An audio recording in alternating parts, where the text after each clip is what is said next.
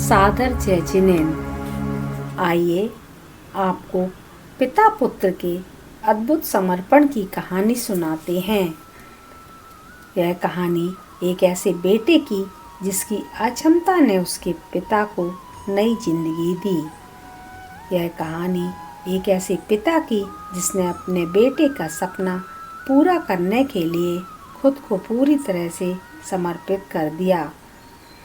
यह कहानी है हौसले और जुनून की, अर्थात टीम होयत की। ऐसी कहानियों से अक्षम व कमज़ोर लोगों को हौसला मिलता है, उनकी हिम्मत बढ़ती है।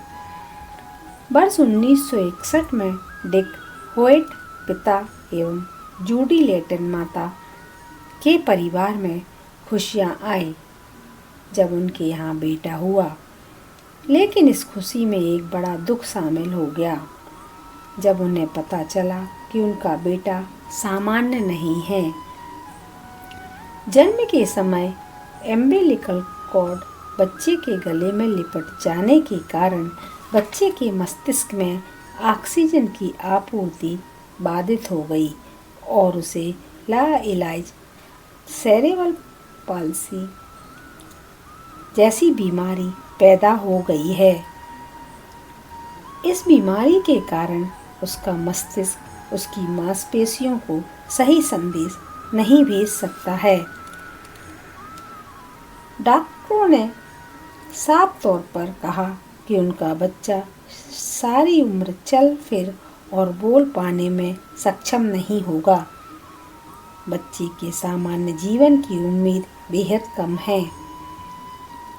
डॉक्टरों ने बच्चे को मेडिकल रिसर्च सेंटर को दान देने की सलाह दी, परंतु पिता डिक और माता जूडी अपने बच्चे को छोड़ नहीं सके। वे उसे घर ले आए। एक माँ बाप कभी बच्चे को लेकर नाउम्मीद नहीं हो सकते। डिक और जूडी इस उम्मीद को सच साबित करने की कोशिश करते रहे। जूडी रोजाना बच्चे रिक को संख्या और अक्षर पहचानना सिखाती, बच्चे को स्विमिंग एवं स्लेजिंग हेतु ले जाते। हर संभव प्रयास उन दोनों के द्वारा किया जा रहा था।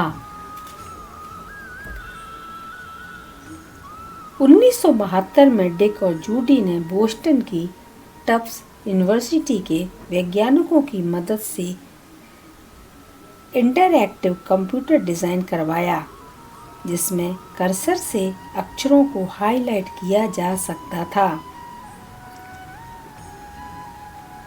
एक विशेष व्हीलचेयर पर बैठकर रिक के चाहने पर अपने सिर को टैप कर अक्षरों को पहचानना एवं टाइप कर पाता।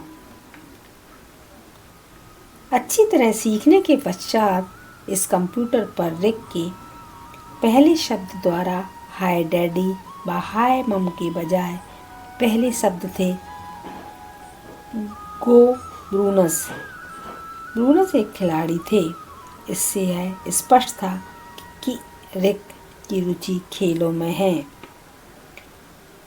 वर्ष 1975 में 13 साल की उम्र में रिक को पब्लिक स्कूल में दाखला मिल गया।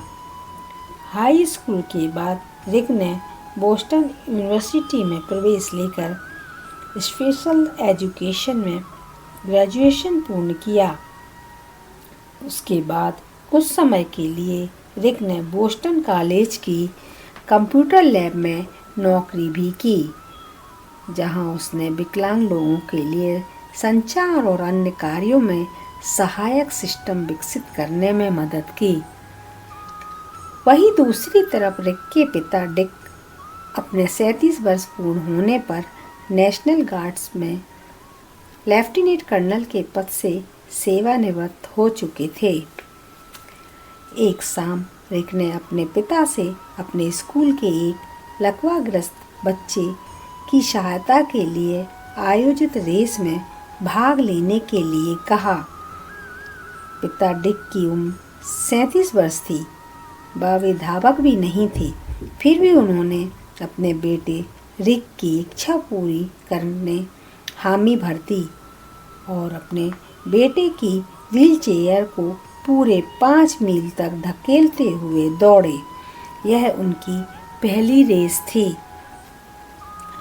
सफल दौड़ के पश्चात रिक ने अपने पिता से कहा कि डैडी, जब आप मुझे लेकर दौड़ रहे होते हैं तो ऐसा लगता है कि मैं विकलांग नहीं हूँ। रिक की बात से डिक को इतना प्रेरित किया कि वे रिक को विकलांग न होने का एहसास कराते रहेंगे और वे व्हीलचेयर के साथ दौड़ने का निरंतर अभ्यास करते। निरंतर अभ्यास ने उन्हें भी दौड़ का कुशल धावक बना दिया और अगले 3 वर्षों तक दौड़ प्रतियोगिताओं में भाग लेकर कई रिकॉर्ड ध्वस्त किए। शहर में आयोजित अनेक दौड़ प्रतियोगिताओं व मैराथन दौड़ में अनेक बार हिस्सा लिया तथा बाद में दोनों ने एक साथ ट्रायथलॉन, जिसमें 1 मील तैराकी, 40 मील साइकिल एवं 20 मील की दौड़ में भी हिस्सा लिया।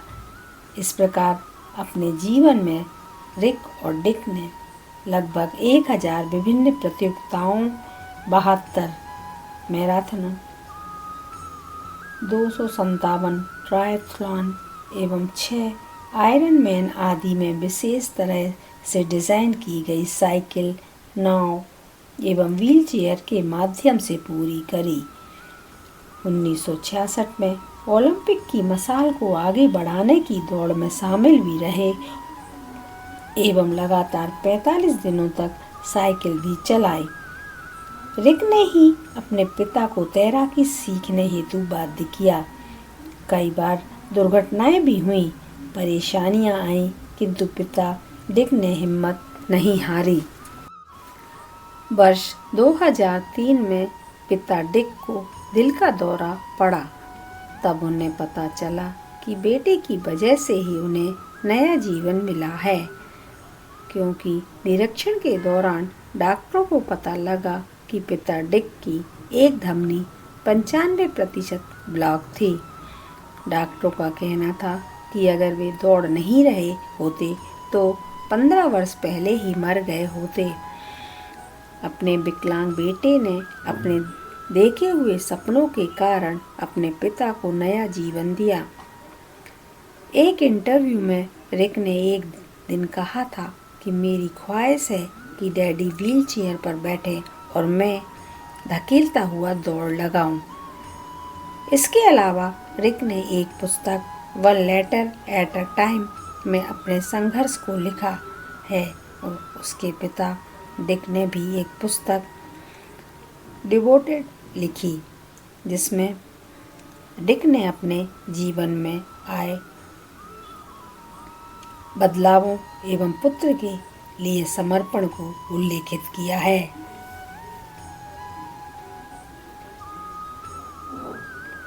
2005 में टीम होएट ने एक द होएट फाउंडेशन की स्थापना भी की, जिसका उद्देश्य विकलांग लोगों को मोटिवेट करना रहा है।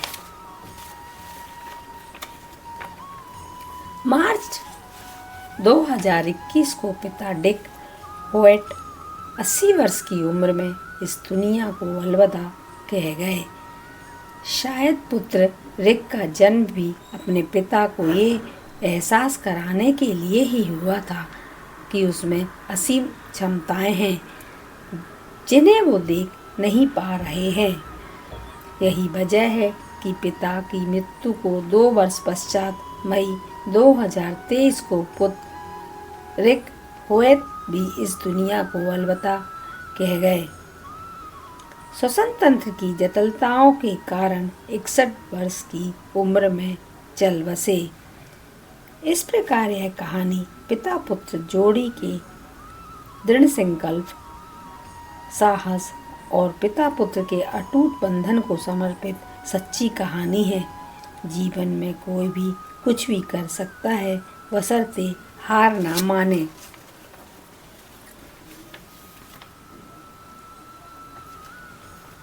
रिक अपने पिता डिक के साथ 40 से अधिक वर्षों तक दौड़ और ट्रायथलॉन की दुनिया में मिसाल बने रहे।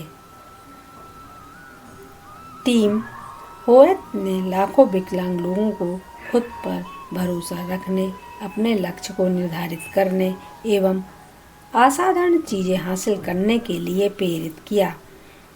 वर्ष 2013 में बोस्टन मैराथन के आयोजकों ने इस पिता पुत्र जोड़ी टीम होएट के अविश्वसनीय और अदम्य हौसले के सम्मान में दोनों की एक कांस्य प्रतिमा स्थापित की है।